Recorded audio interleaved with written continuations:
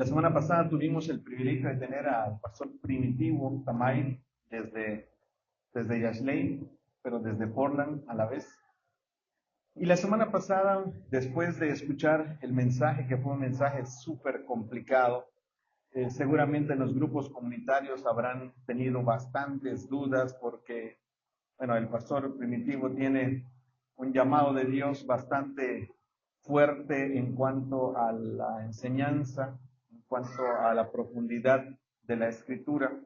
Y en medio de todo lo que estábamos leyendo, escuchando la semana pasada acerca de esa herencia o de lo que Dios había preparado en el caso del hijo pródigo, en el caso del hermano del hijo pródigo, de que a veces nosotros consideramos que tenemos una herencia o no lo consideramos que tenemos una herencia y se nos olvida que somos parte del plan de Dios para recibir. Y dentro de la semana me estuvieron preguntando y hubo una pregunta sobre todo que me gustó. De por sí creo que ya estaba todo alineado de parte de Dios y me preguntaron, todo de por sí es un proceso. Todo en la vida de por sí tiene que ver con empezar con un punto y luego para llegar del punto A al punto B. Ese trayecto siempre tenemos que recorrerlo. Y en esta mañana yo quisiera que empecemos a recordar varias cosas, los que ya lo han escuchado, y vamos a sacarle mucho jugo a una enseñanza que el Señor dejó y que muchos de los pasajes, tanto del apóstol Pedro, del apóstol Pablo, en el libro de los Hechos, menciona y que a veces en medio de nuestro caminar como hijos de Dios se nos olvida. Es decir, solo para que se entienda de qué es lo que quiero decir. Antes de conocer a Dios, teníamos una perspectiva de la vida, teníamos una forma de ver las cosas, y cuando conocimos a Dios, de repente pensamos que todo eso va a cambiar absolutamente, que en el momento que le digamos, Señor, te entrego mi vida, aquel resentimiento se va a ir, aquella debilidad va a desaparecer, vamos a volvernos muy amables y ser como el Señor Jesús, poniendo una mejilla y dando la otra a todo el mundo. Pero conforme pasan los días, las semanas, los meses, nos vemos en el espejo y no vemos a Jesús.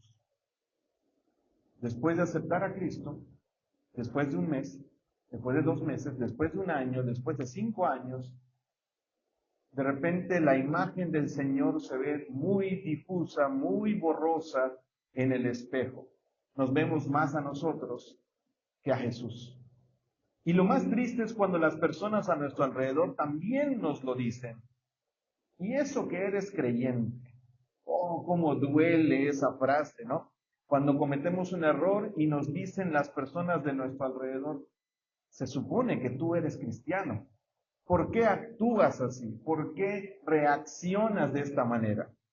Y ese tipo de cosas nos frustran para decir, ¿por qué oro por el enfermo y no sana? ¿Por qué si he orado mucho tiempo por tal familiar o por tal persona, no se ha entregado a Dios? Porque yo mismo todavía tengo grandes áreas de mi vida que parece que no conocen a Jesús.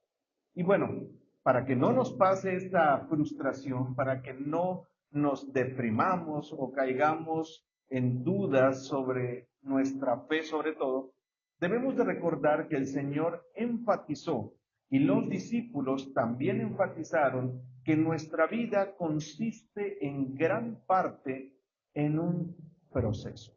Pero para hablar de proceso, obviamente, o para hablar de algo que va en medio, obviamente tenemos que hablar de los dos extremos. Tenemos que hablar del punto de partida y del punto de llegada, de dónde vamos a salir y hacia dónde nos estamos yendo. La semana pasada escuchamos que la herencia, ¿dónde está, hermanos? ¿Dónde está la herencia? Primera de Pedro, capítulo 1, verso 4 al 5. Se los puse ahí completito para que lo puedan leer. Y recibamos una herencia, ¿dónde está? Que no se puede destruir, no se puede contaminar, no se puede marchitar. Tal herencia está reservada, ¿dónde?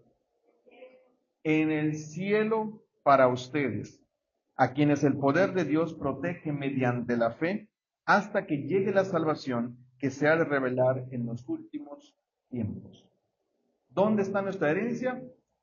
Por eso aquí, a lo largo de toda la Biblia, nos caracterizamos como peregrinos, como extranjeros, como personas que están de paso, porque nuestra herencia, ¿dónde está? En el cielo.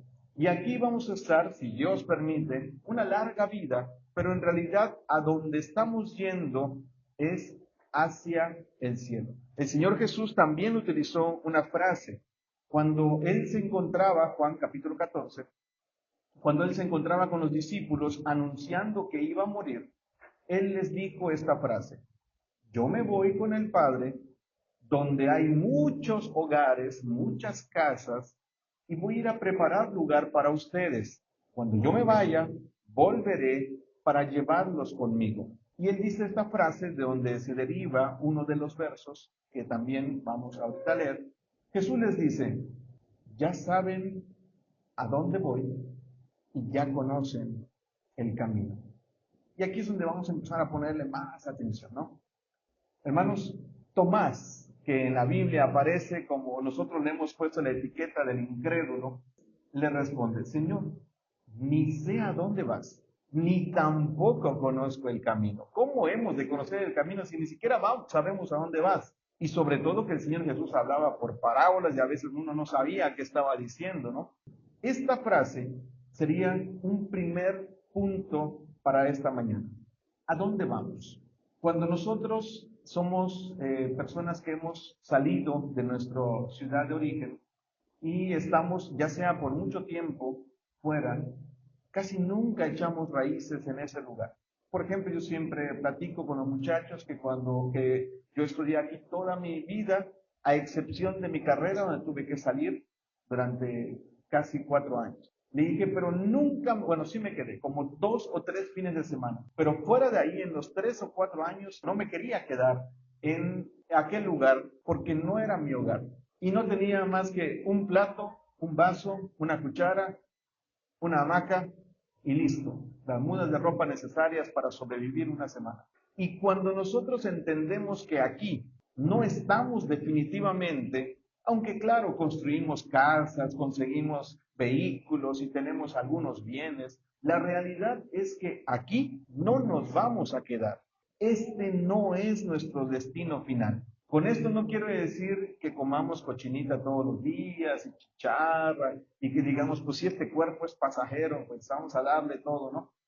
Bueno, la Biblia nos dice que debemos de conservar nuestra salud, debemos de cuidar nuestro cuerpo y que también aún en la cuestión de la prosperidad, que no es nuestro lema, pero aún en la cuestión de la prosperidad el Señor nos prospera para hacer una bendición. Ahora, si yo sé que ya tengo una herencia en el cielo, el problema está que como Tomás decimos: Señor, ok, ya sé que vas al Padre, pero ¿cuál es el camino? ¿Cómo voy a seguir tus pasos? Porque esa es la pregunta que todo creyente que de verdad quiere seguir a Dios se hace constantemente. ¿Cómo cómo debo seguir a Jesús? ¿Qué debo de hacer? Y Jesús responde, y eso está muy universal, que ahorita a lo mejor no tiene sentido, pero a lo largo de la mañana después va a tener sentido, porque Jesús le responde: mire Tomás, yo soy el camino, la verdad y la vida. Y luego dice: nadie va ¿a dónde? Al Padre sino a través de mí, por medio de mí. O sea, yo soy el camino, pero también yo soy el destino. El Señor es todo.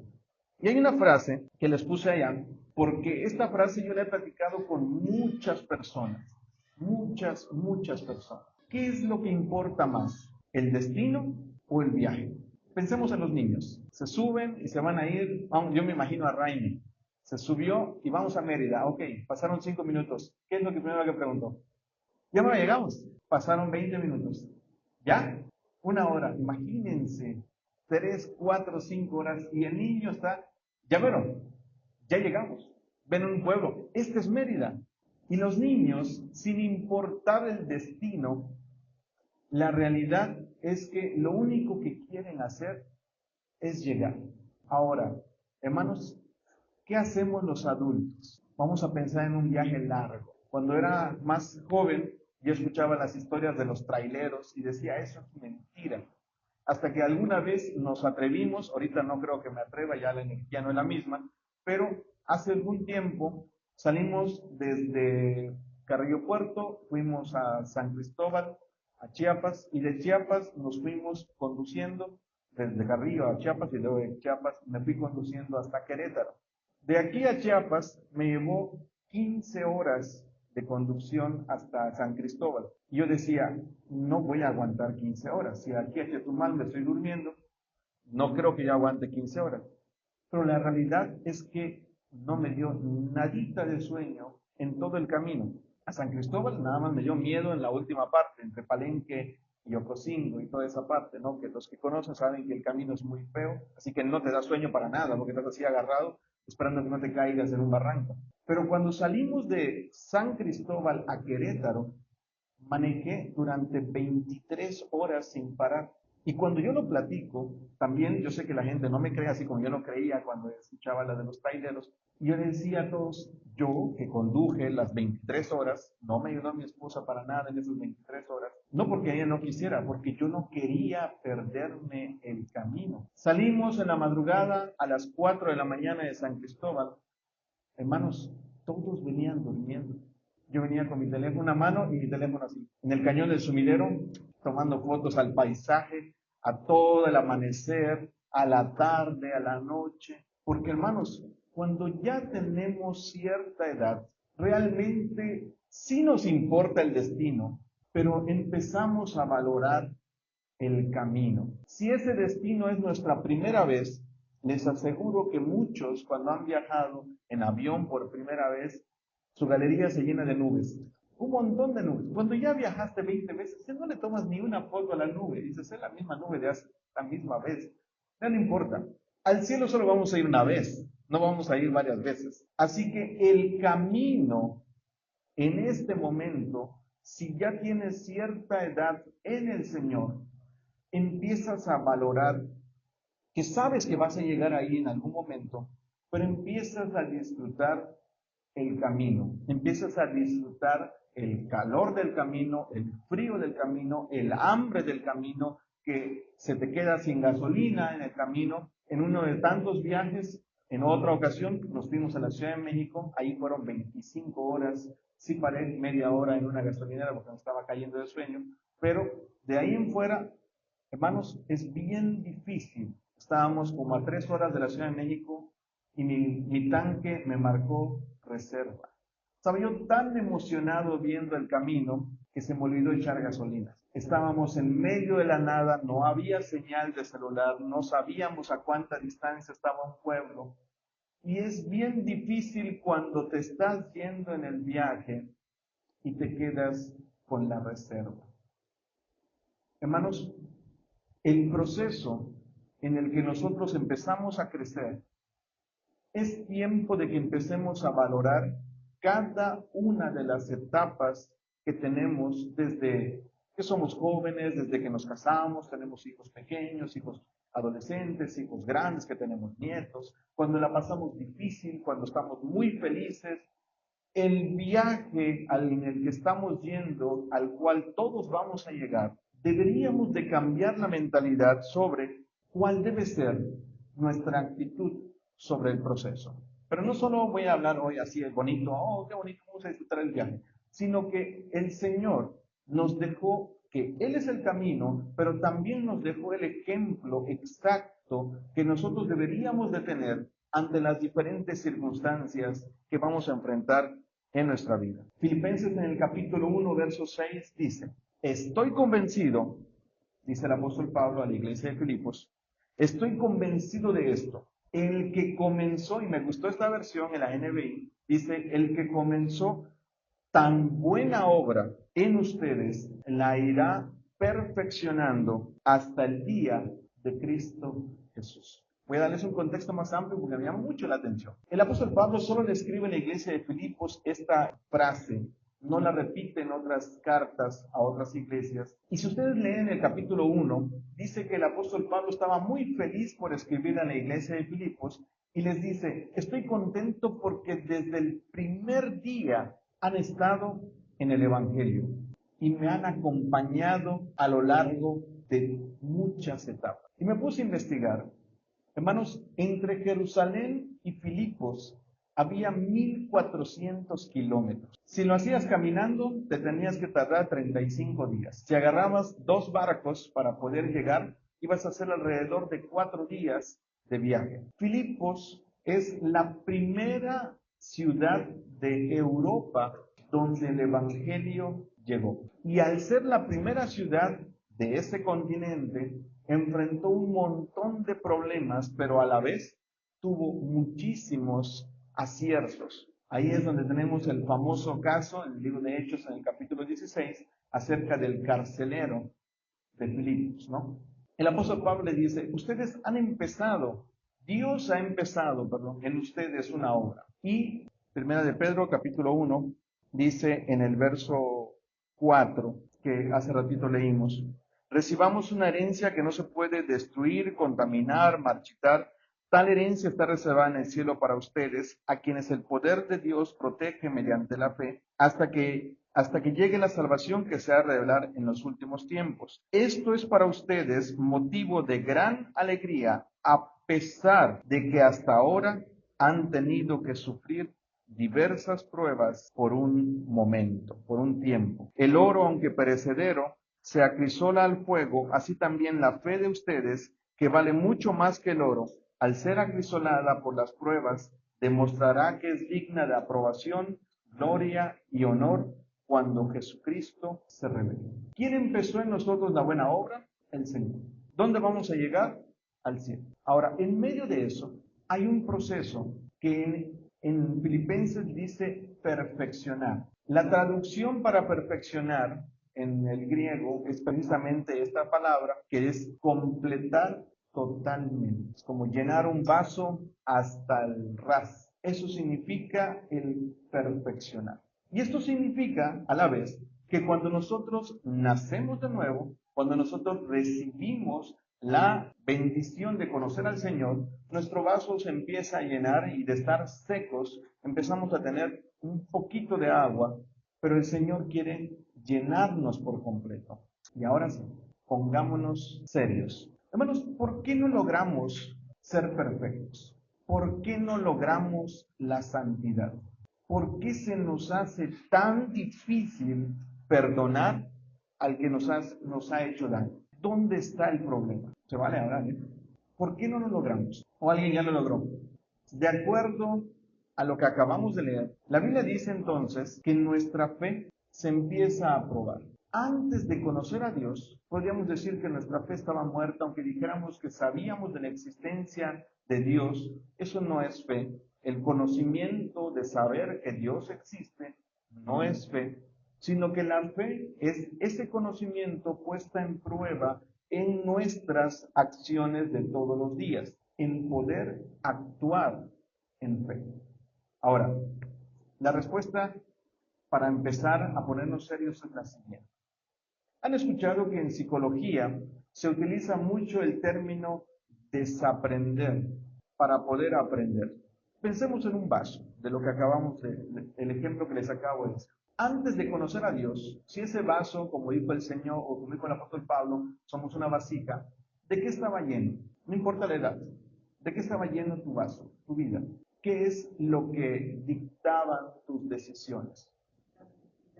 La necesidad. ¿Qué más? ¿Por qué éramos o somos como somos? Nuestra cultura, nuestra crianza, nuestras pasiones. Yo siempre platico que mi hijo, y él lo sabe y todos lo saben, es enojón, es vidioso. Y yo le digo, ¿de dónde sacó lo vidioso? Siempre nos cuestionamos y decimos a mi esposa, o sea, sí, todos tienen su temperamento, pero él sobrepasa los límites. Digo, ¿de dónde lo sacó? Es su temperamento, es su personalidad. Así como decimos de repente, ¿por qué ese niño? Platicaba esta semana con un papá de un exalumno de hace muchos años y me decía, ese mi hijo era tan difícil en el sentido de que no se relacionaba con nadie. Y yo le decía, hasta que estés grande vas a encontrar amigos realmente. Porque como no hablaba, no se relacionaba, su forma de pensar era diferente, Nadie se acercaba con él porque era raro en su forma de pensar. Pero ahora que está en la universidad, ya encontró personas que piensan como él, que tienen la misma actitud y que entonces se relacionan con él. Y dice, ¿cómo es que salió nuestro hijo así? Cada uno tiene formas de pensar, formas de sentir. Somos influenciados por nuestra cultura, por nuestra crianza, por nuestro hogar, por las personas que nos rodean. Y nuestro vaso, nuestra vasija está llena de todas esas cosas. Pero cuando llega el Señor a nuestra vida, le echamos un líquido diferente y empieza a haber el conflicto. Todos conocemos que el aceite y el agua no se mezclan y en el vaso empieza a haber una lucha. Y hay una excelente leyenda que ya conté un montón de veces, que no es bíblica para nada, ¿verdad? De dos jefes indios donde decían, ¿qué es lo que te domina? ¿El lobo o el león? Decía, pues depende de lo que tú alimentes. Y en nuestro caso, ¿qué es lo que nos domina? Lo que nosotros alimentamos. Si nosotros nos alimentamos de Dios, si nuestro vaso se llena de Dios, y hermanos, estoy usando la analogía de la vasija, porque la vasija no puede contener al completo o completamente llenas las dos cosas. O está llena de agua o está llena de aceite. Y al principio le echamos un poquito del aceite de Dios. Nosotros teníamos ahí agüita del sabor que ustedes quieran. Y le empezamos a echar aceite y sentimos que hay algo diferente en nuestra vida. Alguien ora por ti, escuchas la palabra de Dios en medio de una canción, en medio de un mensaje, y dices, wow, Dios me está hablando. Yo creo que de verdad Dios existe. Yo creo que Dios quiere hacer algo en mi vida. Pero repito, la cotidianeidad, el día con día, nos va demostrando que hay algo que no entendemos. ¿Por qué si yo digo que creo en Dios, que leo la Biblia a lo mejor, no logro cambiar muchas cosas? Y de nuevo, cuando el Señor nos dice que va a perfeccionarnos, hermanos, nuestra vasija debe estar llena de solo una sustancia. Ahora, esta lucha entre las dos cosas es el proceso. Esta vaciado de una y llenado de otra es el proceso en el que nos vamos a encontrar desde que nosotros aceptamos a Cristo, le pedimos que entre en nuestra vida, hasta que dejemos este plano. En medio de todo eso, el proceso que vamos a vivir, el proceso de perfeccionamiento y de crecimiento, es si nos vaciamos de alguna sustancia y nos llenamos de otra. Curiosamente, en el libro de Números, en el capítulo 31, hay una historia que no la voy a contar tan larga porque sí está muy buena, me gustó. En Números capítulo 31 se fueron a la guerra, interesante. El Señor le dice a Moisés, ¿sabes, Moisés? Ya te vas a morir. Así elegante le dijo, ya te vas a morir, pero antes de que te mueras, te voy a mandar a una guerra y vas a hacerle lucha a los de Madián. Para los que les gusta la historia bíblica, Madián era un descendiente de Abraham también, pero un pueblo que se separa por completo y hacen continuamente guerra contra el pueblo de Israel. El caso es que cuando Moisés ya estaba en sus últimos años, Dios lo manda a la guerra, se van 12,000 hombres a la guerra, son victoriosos, vencen a sus enemigos, regresan con el botín, regresan con todo lo que habían capturado. Y vean qué interesante en el verso 22, bueno, el verso 21 también está para entender un poquito el contexto. Dice, el sacerdote Eleazar dijo a los soldados que habían ido a la guerra, esto es lo que la ley que el Señor, que manda la ley que el Señor entregó a Moisés. Oro, plata, bronce, hierro, estaño, plomo y todo lo que resista el fuego deberá ser pasado por el fuego, y vean cómo lo dice, para purificarse. Pero también deberá limpiarse con las aguas de la purificación. Todo lo que no resista el fuego deberá pasar por las aguas de la purificación. Como ya lo hemos hablado un montón de veces, en San Juan en el capítulo 3, la plática entre Nicodemo y Jesús. Nicodemo le dice, maestro, bueno, sabemos que has venido de parte de Dios, porque nadie puede hacer las obras que tú haces si no está Dios con él. Y Jesús le responde en el verso 3 de San Juan capítulo, si no naces de nuevo, no puedes ver el reino de Dios. Y en el verso 5 le dice, el que no nace de agua y del Espíritu no puede entrar en el reino de Dios. Juan el Bautista decía, yo los bautizo en agua para arrepentimiento, pero viene alguien detrás de mí, el cual los bautizará en Espíritu Santo y fuego. Qué casualidad que estos dos elementos, agua y fuego, se utilizan en muchos conceptos, en muchas historias de diferentes partes de la Biblia, con un fin. Y el fin es purificar. Regresando a mi historia, o a mi analogía, porque no está así 100% bíblica esa, ¿no? Sí, la Biblia dice que somos vasijas de barro. Hermanos, si yo estaba lleno de rencores, lleno de malas palabras, lleno de pensamientos obscenos, lleno de pasiones desordenadas, cuando la palabra de Dios llega a mí y me sacude, yo elimino generalmente los más superficiales. Si yo bebía, dejo de beber. Si yo tenía ciertas prácticas, las dejo de hacer. Pero hay algunas que se quedan más abajo, que conforme pasa el tiempo decimos, es que me siento bien cuando voy a la iglesia, cuando canto, cuando leo, cuando oro. Pero hay partes, cuando estoy en mi trabajo, cuando estoy en mi familia, cuando nadie me ve, que empiezan a salir otra vez de mi vieja vida. Y decimos, pues como que no está tan vieja esa vida, porque de repente vuelven a salir. Y lo que ha pasado es que no hemos vaciado por completo el vaso. Platicaba con alguien que ha tenido una vida súper difícil, todo lo que se pueda imaginar de telenovela, ¿no? Maltrato, abuso, de todo tipo de cosas. Y cuando yo hablaba con esa persona de pruebas, me decía, es que, ¿qué más difícil puedo pasar si ya me tocó todo lo que te puedas imaginar? Cuando dicen que la vida con Dios está difícil, no saben de dónde vengo. Hermanos, cuando estás ahí, cuando estás mero abajo y te ofrecen un vasito con agua, tú vacías por completo lo que sea. ¿No les ha pasado eso?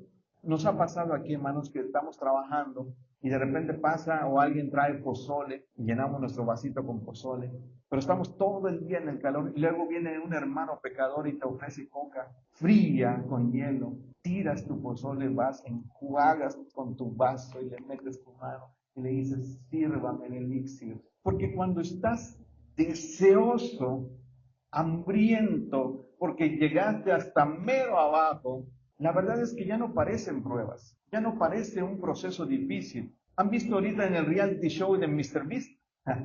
Es tendencia nacional. Para los que no saben, hay un creador de contenido en YouTube, creo que es YouTube, que se llama MrBeast, que hace cosas extremas y da mucho dinero. Llegó a un súper en Estados Unidos, no tengo idea cuánto dinero tendrá ese tipo, porque cerró el súper, dan de cuenta que estaba en Chedraui, y pum, cerraron el Chedraui y dijo, le doy 25,000 empezó, $25,000 al que aguante aquí una semana. La gente que tenía prisa se fue y otros se quedaron. Dijeron $25,000, $500,000, me quedo. Pasaron 3, 4 días y volvió a llegar MrBeast y dijo, le doy $50,000 al que aguante un mes, que adentro. Y volvió a subir la apuesta. Pasaron no sé cuántas semanas y llega y dice, le doy $1,000,000 al que se vaya de último. Eso está pasando ahora mismo. La tendencia nacional, la historia nacional, es que hay un señor que se llama Juan. Me parece que es Gómez. Ese señor fue al súper con su hijo y cuando dijeron eso, dijeron, nos quedamos. Es un inmigrante, es mexicano. Pasaron los días y le dijo a su hijo, no, vete a la escuela, no, yo me quedo. ¿Cómo no podemos ganar los dos? Vete a la escuela. Y se quedó. Y la noticia nacional es porque el creador de contenido, MrBeast, ha puesto más restricciones y ha dicho, no hay teléfonos, vamos a quitarle los teléfonos, vamos a cerrar las ventanas, no va a haber contacto con el exterior, tienen que hacer equipos, tiene que haber esto y tiene que haber otro, empieza a subir, a cambiar. Para desesperación de algunos, se hicieron equipos y empezaron a atacar a los otros y en las madrugadas hacían ruido con las ollas y demás para que no dejara dormir y se fastidiaran. Y muchas personas empezaron a salir porque ya no aguantaban la presión. Y en el video aparece don Juan roncando mientras todos están haciendo ruido en la madrugada. roncando. Hasta Mr. Beast dice, ¿cómo ese tipo puede estar al lado de él? Le están pegando a la suya, él está roncando. Y todos están preocupados porque don Juan no se estresa, no se preocupa. Lo quieren sacar y él se ríe, le cocina a todos. Se levanta en la mañana cantando Cielito Lindo. Hermanos, ¿por qué creen que don Juan no está preocupado? Quedarme en un súper con comida gratis. Dice, yo me puedo quedar 1 año, 2 años, el tiempo que sea necesario. Nosotros trabajamos mucho y ahorita todo es gratis y puedo ganar $1.000.000. Todo mundo está diciendo, este señor va a ganar. Porque qué problema y qué reto es quedarse dentro de un súper si tienes todo al acceso. Conocí a unos niños de Tlaxcala que se fueron a la NASA y tuvieron un campamento y los niños mexicanos ganaron a los niños brasileños, a los chinos, a los japoneses, a todos los asiáticos que tienen tecnología de vanguardia y les ganaron en robótica, les ganaron en nutrición, les ganaron en filosofía, les ganaron en todo. Y cuando yo escuchaba la historia de ellos, que estaba yo así en vivo enfrente, y decían los niños de Tlaxcala, nosotros le ganamos robótica a los chinos y a los japoneses, porque llegaba el niño chino y traía 20 robots, y la prueba era desarmar el robot y volver a armarlo en el menor tiempo posible. Los de Tlaxcala ganamos, dice, porque nosotros éramos 20 y solo teníamos un robot. Así que de por sí, diario, luchábamos por hacerlo lo más rápido, porque el de al lado me decía, apúrate, apúrate, apúrate, apúrate, porque yo sigo. En cambio, los chinos, los japoneses, como cada quien tiene 20 robots, ellos nunca se preocuparon por desarmar un robot fácil, rápido, porque tenían, ¿quieres otro? Aquí está y yo agarro el mío. Sabemos que el mexicano se va a Estados Unidos a hacer el trabajo difícil que los americanos no quieren porque estamos acostumbrados al trabajo difícil, porque nadie lo quiere hacer y nosotros lo hacemos. Hermanos, la prueba de la que estamos hablando no debería verse como una prueba, no debería verse como un proceso difícil si nosotros realmente entendemos de dónde estamos saliendo, de dónde el Señor nos ha sacado. Es que ahorita la gente no me habla porque ya no voy a tomar con ellos. Ahorita la gente no me acepta porque yo ya no me vengo de los demás como ellos lo hacen. Oh, es que ahorita, mira, el dinero no me alcanza y cuando yo me emborrachaba sí me alcanzaba. Es mentira todo eso. Y lo que quiero decir es, si nosotros realmente vemos de dónde estamos saliendo y a dónde estamos yendo, el proceso debe verse como un viaje, como don Juan durmiendo y roncando, oh sí, diablo, a rato te atiendo. Ahorita estoy con el Señor, ahorita necesito llenarme, necesito vaciar mi vaso con todo lo que yo tenía y llenarme de Él para que Él perfeccione la obra. Yo no soy buena persona porque por naturaleza sea, no. Lo poquito bueno que hay en nosotros es un reflejo de Cristo. Mientras más rápido entendamos que lo que necesitamos para ser perfeccionados, es ser vaciados primero y llenados con Él, más rápido llegaremos ahí. El apóstol Pablo fue apedreado. El apóstol Pablo fue golpeado, naufragó, estuvo encarcelado y al final murió. Cuando yo me puse a ver, me gustó mucho la cuestión esta de estar viendo distancias y geografía y demás cosas, y vi la cantidad de viajes que tuvo a hacer el apóstol Pablo, y me puse a pensar, y a veces nosotros no queremos ir al templo que nos Carrillo Puerto, me puse a medir, hermanos, entre la distancia más corta y más larga de aquí de Carrillo tenemos 4 kilómetros. Si vinieras caminando, te tardarías 1 hora. ¿Te imaginas que te dicen, tienes que ir y vas a hacer un viaje de 10 días caminando? Si ahorita, ¿cuánto más nos lleva? Hermanos, terminamos con esta parte. Cuando el proceso de purificación habla del fuego y del agua, está hablando de que son las sustancias que el Señor o los elementos que el Señor usó para podernos purificar. El bautismo, que representa el agua, es nuestro primer compromiso por querer realmente poner las cosas serios. Si un muchacho o una muchacha empiezan a echarse ojitos, lo primero que deberían decir es, ¿a qué nivel quieres llegar? ¿Quieres llevar esto? ¿A un nivel serio? Ok, pongamos un compromiso, pongamos una fecha, pongamos reglas que tenemos que cumplir. ¿Acaso si vas a buscar trabajo, si realmente quieres el trabajo, le dices, luego te aviso? ¿Acaso no tomamos compromisos serios? Y el bautismo, el agua que empieza con la purificación, digamos que externa, la purificación fácil, porque nosotros nos lavamos las manos, ¿verdad? Con agua. Y lavamos nuestros trastes con agua y nuestra ropa con agua para lavar, para purificar. Pero ¿a poco la comida nada más le echas agua y te la comes? El puerquito ese así que se ve tan delicioso, le echas agua y te lo comes así. ¿Lo echas dónde? En el fuego. Y necesitas que el fuego cambie las propiedades. Las manos cuando se lavan siguen siendo manos. La ropa se lava, siguen siendo ropa. Lo que sea que se lave sigue siendo casi lo mismo. Hay pequeños cambios, pero no son sustanciales. Son cambios que sirven para quitar la impureza, quitar lo sucio. Pero cuando algo se somete al fuego, sus propiedades cambian. Existe una transformación más extrema. El fuego, el apóstol Pedro decía, no se sorprenda cuando un fuego de prueba venga, sino al contrario, alégrense, porque significa que están pasando por la siguiente etapa del proceso. Hace poco empezamos a pasar por muchos problemas, digo hace un par de semanas, y enseguida en familia nos detuvimos y dijimos, a ver, ¿qué está pasando acá? Nos pasó esto, nos pasó esto, nos pasó esto. ¿Cómo estamos? Siempre hacemos este proceso. Yo lo he platicado aquí varias veces. Cuando estoy en medio de situaciones que no son comunes, complicadas, nos detenemos y hacemos una evaluación. ¿Estás mal? ¿Estás haciendo algo mal? ¿Estás haciendo algo mal? Si la respuesta es no, ok, esta es una prueba. Alegrémonos, disfrutemos la prueba. Confiemos que Dios está en nosotros purificando para que salga algo mejor. Pero si hay una brecha donde está entrando el problema, ok, hay que resolverlo, ¿no? Pero, hermanos, el fuego purifica, el fuego nos deja más brillantes. El fuego, cuando el Espíritu Santo realmente llega a tu corazón, tú te tiras al suelo y empiezas a pedirle perdón a Dios. Y empiezas a tomar decisiones que te llevan por un camino de arrepentimiento. Cuando solo te echan tantita agua, te sientes bien, pero no hay un cambio sustancial.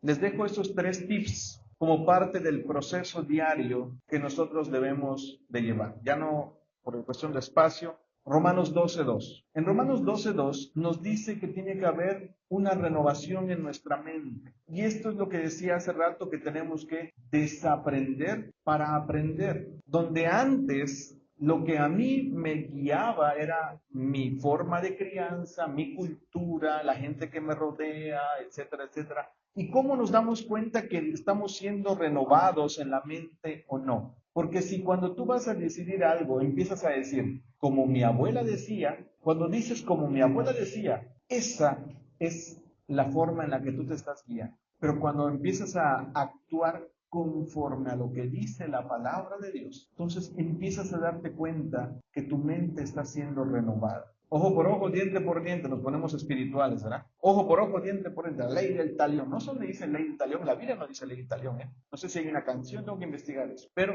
el punto es que si tú estás basado en ideas que no son de parte de Dios, tu mente no está siendo renovada y el proceso se está alentando. Cuando yo enseño cualquier cosa en la escuela, sobre todo como pues ya tengo experiencia, yo les digo, esto lo vieron en la primaria y siempre digo esta frase, olviden todo lo que vieron en la primaria, con respeto a los maestros de primaria. La mayoría está mal. Les voy a enseñar cómo debe de hacerse bien, así. Y cuando ellos dicen, oh, no así me lo enseñaron, ok, esta es la forma. Claro, yo respeto a los maestros de primaria, ven muchas cosas, yo solo veo matemáticas, diario, todo el día, todo el tiempo. Así que yo soy más especialista en esa área. El punto aquí es que si yo quiero aprender algo, generalmente tengo que desaprender cómo hacía. Hermanos, para poder abrazar a alguien, los que no fuimos criados con afecto, pues los que fueron criados con afecto, y ves que abrazan a todos. O sea, platicaba hace unos días con alguien que tengo unos alumnos varones que llegan y me abrazan así y se siente un poco incómodo. Le digo, es que soy criado un poco a la antigua. Le digo, vale, déjate tantito porque me siento extraño. Y llegan y te abrazan, así como un perezoso, así. Le digo, no, aléjate tantito. Me imagino que fueron criados así, ¿no? Tenemos que desaprender. para poder aprender. Segunda cosa, Mateo 16:24, el Señor acababa de decirles que iba a la cruz y Pedro le dice, Señor, de hecho la Biblia usa la palabra que Pedro reprendió a Jesús y le dijo, Señor, que no te pase esto. Imagino que conociendo a Pedro, le había dicho, Señor, ¿qué te pasa? ¿Qué tienes en la cabeza? ¿Cómo que te vas a morir? Si tú eres nuestro líder, ¿cómo que vas a ir a la cruz? Señor, ponte en las pilas, ¿cómo crees que vas a hacer eso? Pedro empezó a regañar a Jesús, ¿no? Y Jesús le dice, pártate de mí, Satanás, porque tú no pones tu mirada, de nuevo, ¿no? El objetivo, en las cosas de arriba, sino en las de acá. Y fue cuando voltea y le dice, si alguno quiere seguirme, entonces tiene que tomar su cruz. La cruz, hermanos, es vaciar nuestro vaso, sacar todo lo que tenemos ahí guardado. La cruz es realmente estar dispuestos a que el Señor te cambie. A una persona le iban a operar y no dejó que la operen porque no quería ponerse una bata. Es que me van a ver mi trasero, dijo. Y no la operaron porque no se quiso poner una bata. Tú quieres cambiar, o sea, todos queremos cambiar, pero no queremos pasar el proceso de renunciar. Y por último, en Filipenses, cuando le dice esto a la iglesia, el apóstol Pablo, les dice después que a través de las oraciones, a través del proceso de confiar en Dios, dice el apóstol Pablo, no estén ociosos ni sin fruto, sino sean conocidas sus peticiones delante de Dios. ¿Sí saben de dónde viene el estrés en la mayoría de los casos? Porque a las personas incluso les puede dar un ataque cerebral, ¿no? Le conocemos como una embolia a veces, porque la persona está pensando en la deuda, en la enfermedad, en los hijos, en el trabajo, en Sheinbaum, y está dándole vueltas y vueltas y vueltas y vueltas y vueltas, y en la noche está pensando en eso, y en la mañana está pensando en eso, y todo el tiempo está pensando en eso, y de repente empiezan a tomar atajos. Por eso el apóstol Pablo dice, no estén ociosos, sean conocidas delante de Dios sus oraciones. Hermanos, en medio del proceso, yo he aprendido, hay dos hermanos que conocen ustedes. Uno de ellos, en los días de oración que teníamos, decía, yo tengo esta necesidad, pero hermanos, mi Dios no es sordo. Oren por esto una vez. Dios ya lo escuchó. Y yo dije, wow, cuánta fe. Yo no necesito repetirle a cada rato a Dios. Si Él quiere, lo va a hacer, pero lo voy a presentar. Y otro hermano, teníamos una actividad, el vuelo se retrasó y estábamos preocupados. Nuestra primera actividad. Y dijo, ¿sabes? Yo me puse me empecé a preocupar porque dije, wow, va a haber muchas complicaciones, nos vamos a demorar un día, etcétera. Y la persona, este hermano, me dijo, ¿ustedes han orado por la actividad? Sí, claro. En nuestra iglesia hay como 400 personas orando diario por la actividad. No son 400 personas en la iglesia, son como 3,000, pero hay como 400 orando por la actividad. Y ustedes están orando por la actividad, ¿verdad? Sí. Si pasó esto, no te preocupes, es el plan de Dios. Listo, preocupación fuera, porque ¿cómo vamos a pasar el proceso? Hermanos, aunque hay más cosas, si nosotros nos prestamos a que el Señor moldee nuestro pensamiento, si nosotros realmente tomamos las decisiones que tenemos que tomar de renunciar a las cosas que debemos de renunciar y confiamos en que nuestras oraciones son oídas delante de Dios, el proceso va a ser fácil. Los que ya somos viajeros frecuentes, no sé si alguien ha visto que mi esposa viaja, ella que dijo acaba de llegar de Panamá, ya me ganó, ya se fue a Sudamérica. Ella, cuando fuimos hace un tiempo a Estados Unidos, andaba con una almohada y llegamos al avión la primera vez que íbamos a viajar y andaba una almohada. La almohada, la que conoces, una almohadota que va en la espalda. Y le dije, no vas a llevar eso. Me dijo, sí, voy a llevar eso. Digo, no lo vas a llevar, nos van a decir cosas, porque mira, estás llevando tu maleta y tu almohada. No, yo necesito esa almohada para poder descansar en un avión que está todo incómodo. Y los que han visto en las películas y en los que han viajado en los aviones, ven la gente. Yo ya conozco un viajero frecuente, aquel que anda con su almohada de cuello, una almohada por acá, una bolsa por acá, porque dice, yo tengo que estar preparado para el viaje. El que no conoce, creo que la primera vez que viajé yo fui en short, me estaba congelando en el avión, estábamos como a 14 grados creo, y dije, no, a la próxima, aunque no me gusta usar pantalón cuando viajo, tengo que llevar pantalón porque el viaje se torna difícil. Este viaje, hermanos, necesita que tú ores todos los días, que tú leas todos los días, que cada día te desprendas de un poquito. Y te aseguro que vas a ver que el viaje es más cómodo. Te vas a dar cuenta cada vez que el proceso es mucho más fácil. Hermanos, espero que cada uno de nosotros tome las decisiones adecuadas para que podamos seguir creciendo en nuestra fe con el Señor. Vamos a ponernos de pie, vamos a orar, vamos a dar gracias a Dios.